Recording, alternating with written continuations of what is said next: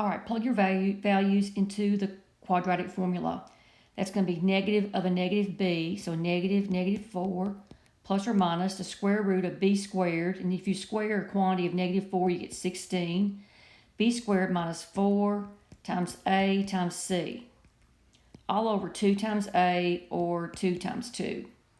That's positive 4 plus or minus the square root of 16 minus 56 all over 4. That's 4 plus or minus the square root of negative 40 over 4.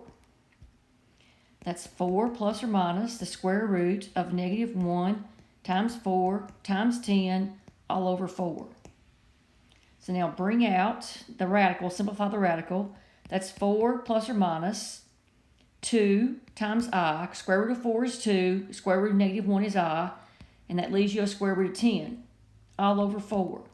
And then break it up into the form of a plus or minus bi, 2 terms.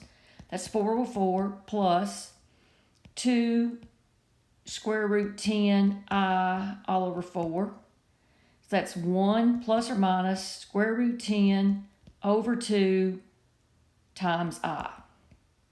So there's your final answer.